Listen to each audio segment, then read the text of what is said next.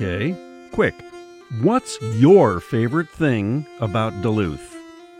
I can tell you mine with no hesitation. Lake Superior. I find that lake and the comings and goings of the ships endlessly fascinating. It just never gets old. And one of the choicest moments for me as a sailor comes along every 3 years when the tall ships come to town from all over the world. In fact, that's why I picked the timing for this trip, even though it would be a big change from years past. It was going to be held in Two Harbors, a pretty small town 25 miles up the North Shore from Duluth. I was a little apprehensive about it, like how would they handle the tourist traffic and spectator crowds? The rumors were that cars would be lined up on the road all the way back to Duluth.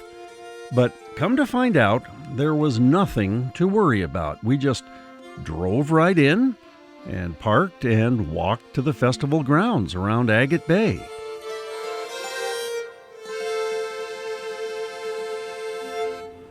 We're very happy to be here at Tall Ships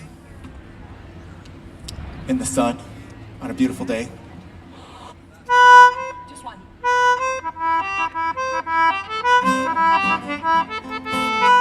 The scale of the event is smaller, for sure, but thousands of people are having a great time. Not as many ships as other years, but a nice half dozen, and there's no shortage of people willing to tear themselves away from all the vendors' tents and live music to stand in line for an up-close look. But personally, my eye is drawn to another part of the harbor, the dock where the Edna G, the old steam tug, stays tied up, and then right next to her, the Sundew, the beautiful 180-foot U.S. Coast Guard cutter that served 60 years on the Great Lakes before she was decommissioned back in 2004. Now, that tug hasn't run in decades. She's idle for life. But the Sundew, she's anything but idle these days, and the how and why of it makes a pretty interesting story. It all started 1943. That's when Marine Iron and Shipbuilding began work on the Sundew.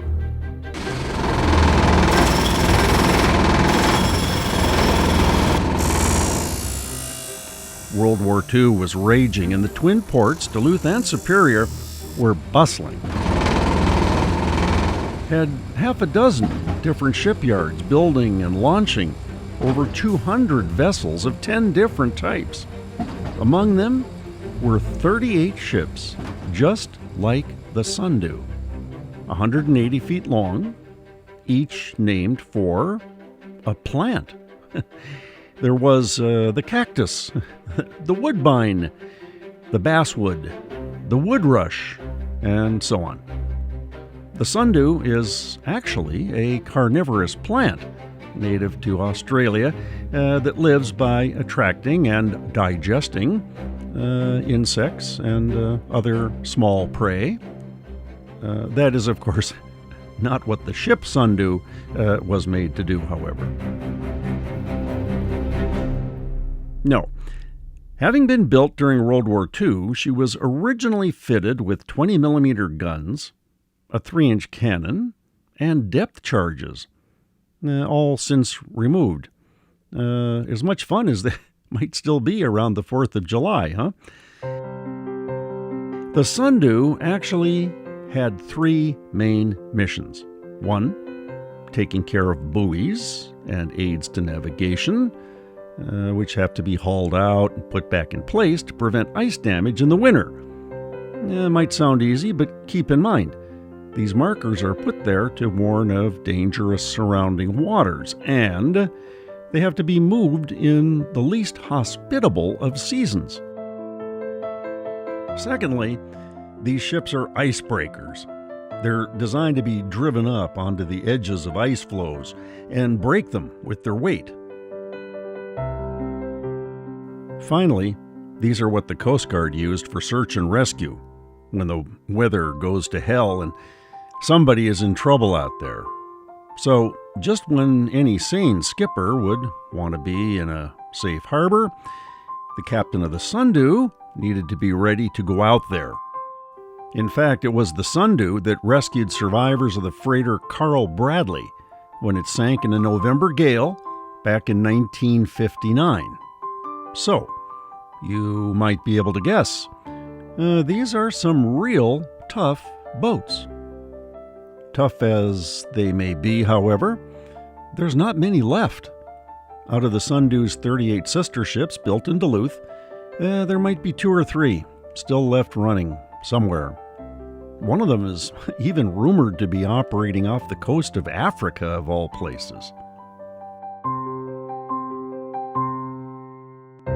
When the Sundew was retired in 2004, the Coast Guard donated her to the city of Duluth, her home port. She was docked in Canal Park as a museum ship, and there she sat until the '08 recession set in. Tourism dropped off, so the city decided to put her up for sale, $100,000, almost exactly the value of the 25,000 gallons of fuel in her tanks. The offer sparked the imagination of one Jeff Foster, Duluth native and owner of the trucking company that bears his name. I had a chance to catch up with Jeff during a little breather from hosting tours in 2 harbors, and he told me about falling in love with the Sundew. I just grabbed a dear friend of mine who was an engineer, and we came over, and at the Sundew, we got on the ship and walked around. I was just amazed by it. It is a Duluth treasure, actually, because it was built in Duluth. The Wood Rush, which was predecessor to it, was built in Duluth, which was the exact same boat. So for all those years between the Wood Rush and the Sundew, it looked like the same ship, just different name. And it was the men and the women of Duluth and Superior, northern Minnesota, northern Wisconsin, that built it during the war years, because it was built in 1944. So I'm learning all this stuff after looking at it and seeing what an amazing ship it was and understanding a little bit more. Then Tony and I had a conversation about it.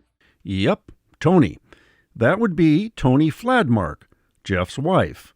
And that conversation started out very much along the same lines as countless spousal interactions down through the ages, when the topic turns to buying a boat.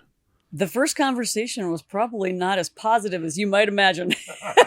I was not in favor of buying. No, for the record, I love the Sundew as much as Jeff, maybe even more. I love this ship. But at that time, we were so busy. And I looked at Jeff and I said, how in the world can we possibly add a ship that large into our busy schedule? How is that going to work? And, to his credit, he said, volunteers. He said, we can do it with volunteers. And I almost didn't believe him at the time.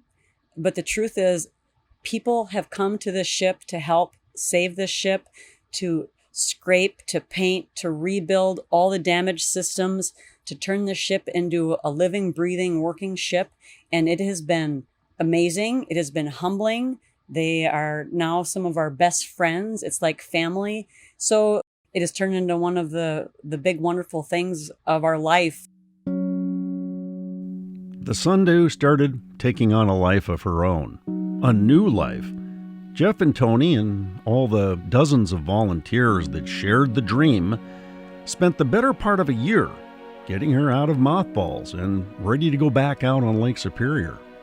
There are pictures hanging in the wardroom that capture the incredible sense of excitement and accomplishment. The picture I like to point out is when the Sundew became a museum ship. There's a picture of the tug backing the Sundew into what would become, her final resting place as a museum ship. This is going to be her final berth. In essence, I think of it as her graveyard, because she was going to be there as a museum ship till she could no longer be a museum ship. Then I point to the next picture and I said, and you see, here's a picture of the Sundew coming out of the Blue Bridge in Duluth Harbor.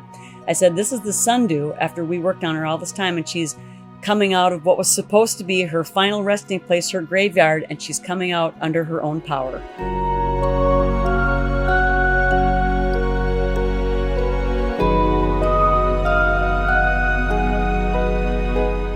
The Sundew went on to become one of Lake Superior's most celebrated attractions. It's hard to describe the reactions she gets from the public, like all these people waiting in line at the Festival of Sail, just for a chance to step aboard.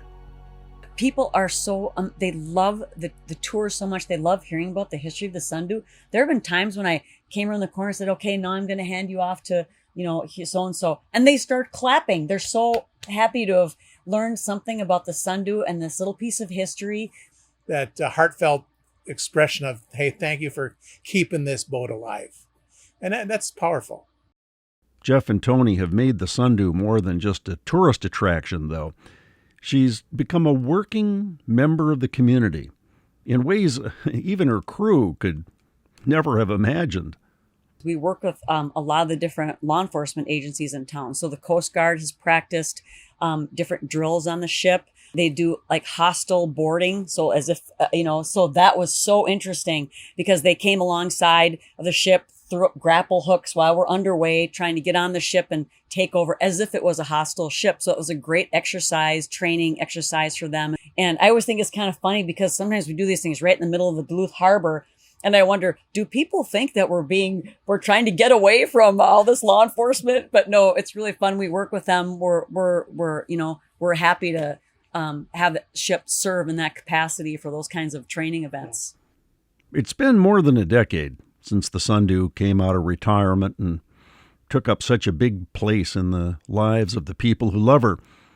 I had to ask, what's the biggest kick of all? For me, it's all the crew members and the volunteers that we have who become our best friends and just a wonderful group of people. But I have to say the second best thing is just being out on the lake, the breeze blowing through the bridge. I love being at the wheel, going through the aerial lift bridge and looking at the open lake in front of you, and it's like an adventure waiting to happen. And I echo that, the relationships. It's amazing, the people that we've met and people who continue to meet. The Sundew, it's pretty close to 80 years old now.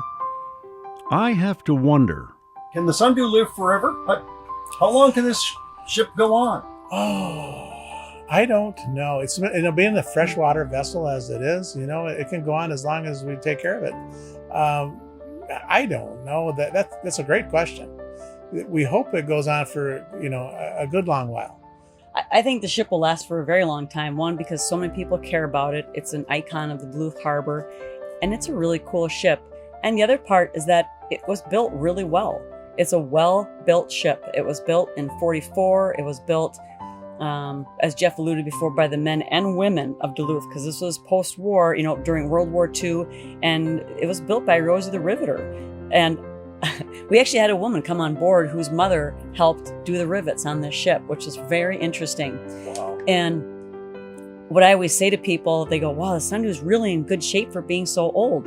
Well, one reason I always say is because it was in freshwater, and the other reason is because it was built by women. That's why it's still in really good shape.